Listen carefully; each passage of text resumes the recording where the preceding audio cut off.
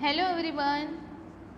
ओसी में हमने chapter number 2 का रिवीजन स्टार्ट किया था, तो एक्सरसाइज हमने कंप्लीट की थी और सेक्शन ए है वो भी हमने कंप्लीट किया था। सेक्शन ए में हमने ऑलमोस्ट 17 क्वेश्चन जितने जो थे वो एक्स्ट्रा क्वेश्चंस किए थे। एक्सरसाइज के तो हमने कंप्लीट किए थे, लेकिन जो दूसरे क्वेश्चंस थे एक्स्ट्रा वो हमने किए थे एक्सरसाइज में, मतलब कि सेल्फ प्रैक्टिस में भी मैंने आपको क्वेश्चंस दिए थे। आई होप सो आपने सबने कंप्लीट कर लिए हैं। तो आज हम सेक्शन नंबर बी का रिवीजन स्टार्ट करेंगे, वो किसका, चैप्टर नंबर 2 का ही। तो सेक्शन बी का रिवीजन में जो क्वेश्चंस हैं सेक्शन नंबर बी में 1 सेंटेंस वाले जो क्वेश्चन आंसर्स हैं वो आते हैं। तो 1 सेंटेंस में क्वेश्चन नंबर 1 है कि which principle is the heart of insurance contract.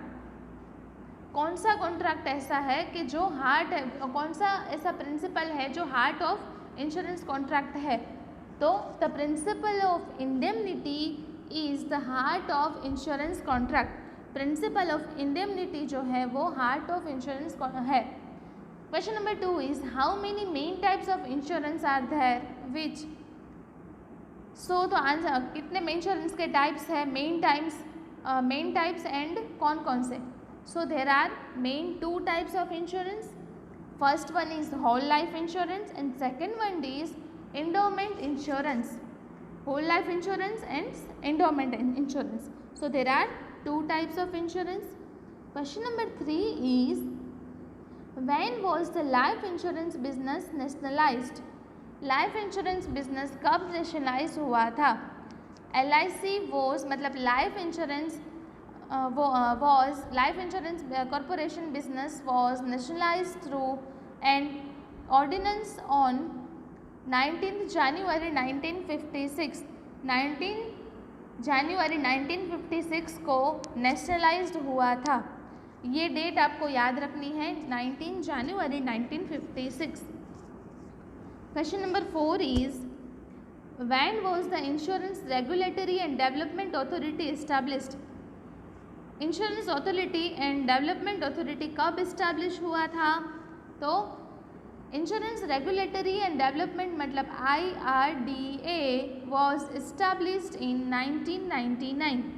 1999 को ये establish हुआ था। आपको फुल सेंटेंस में आंसर्स लिखने हैं।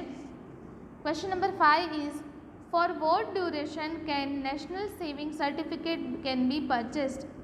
कितने ड्यूरेशन के लिए जो नेशनल सेविंग सर्टिफिकेट है वो परचेस कर सकते हैं।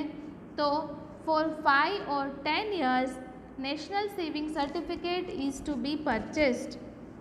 फॉर 5 और 10 years नेशनल saving certificate is to be purchased। Question number 6 is what is transportation। Transportation क्या है। ट्रांसपोर्टेशन हमको पता है कि क्या है, लेकिन हमको प्रॉपर वर्ड्स में आंसर लिखना है। The continuous activities of transport of individuals and goods is called transportation. The continuous activities of transport of individuals and goods is called transportation। Question number 7 is what is required to be used for long distance and speedy transportation। speedy transportation and long distance में सबसे ज़्यादा किसकी ज़रूरत होती है। तो the use of airways is possible for long distance। the use of airways is possible for distance and speedy transportation. जब speedy transportation करना है और लॉन्ग डिस्टेंस की जब जर्नी होती है तब सबसे ज़्यादा यूज़फुल जो थिंग है वो क्या है। तो द एयरवेज। एयरवेज में क्या क्या आता है वो आपको पता ही होगा कि हेलीकॉप्टर है, फिर एरोप्लेन है, ये जो है वो एयरवेज में आता है। तो जब लॉन्ग डिस्टेंस की ट्रैवलिंग है, ट्रांसपोर्टेशन है, जब स्पीडी ट्रांसपोर्टेशन करना है तो क्या इम्पोर्टेंट है। एयरवे सबसे ज़्यादा इम्पोर्टेंट क्या है, एयरवेज जो है वो अल्टरनेटिव फॉर के लिए ट्रांसपोर्टेशन में हेल्प करता है। अब क्वेश्चन नंबर 8 है हमारा कि for the transportation of which products are pipelines being used. कौन से प्रोडक्ट के ट्रांसपोर्टेशन में पाइपलाइन यूज़ होती है?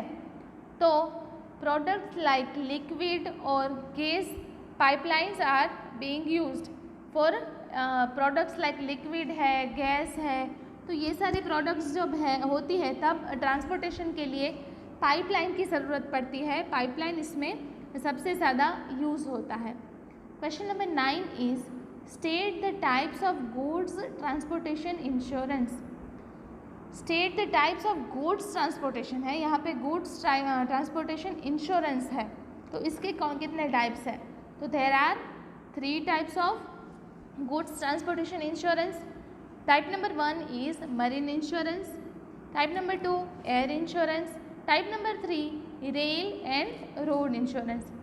3 टाइप्स है। मरीन में जब ट्रांसफ़र करना है कि जब पानी का रास्ता है, एयर मतलब कि हवा का रास्ता, और रेल मतलब कि रोड टू रोड जब जाना है तब रेल है कि रोड का कोई इंश्योरेंस निकाल सकते हैं।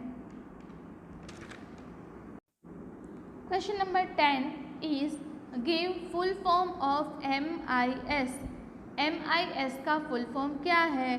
तो MIS का फुल फॉर्म है monthly income scheme. Full form हमने लास्ट लेक्चर में सभी किए थे, लेकिन ये एक रिवीजन के लिए है कि मंथली इनकम स्कीम जो MIS का फुल फॉर्म है आपको याद रखने हैं। हमने 10 जो क्वेश्चंस थे वो रिवीजन में किए, एक्स्ट्रा जो क्वेश्चन है वो आपको सेल्फ प्रैक्टिस के जो सम्स हैं वो आपकी स्क्रीन पे दिखाई दे रहे हैं। तो ये जो सेल्फ प्रैक्टिस के जो सम्स हैं वो आपको रिवीजन के हेडिंग में ही OC की नोटबुक में लिखने हैं, और जो आपका होम असाइनमेंट है वो टाइम टू टाइम सबमिट करना है। Thank you.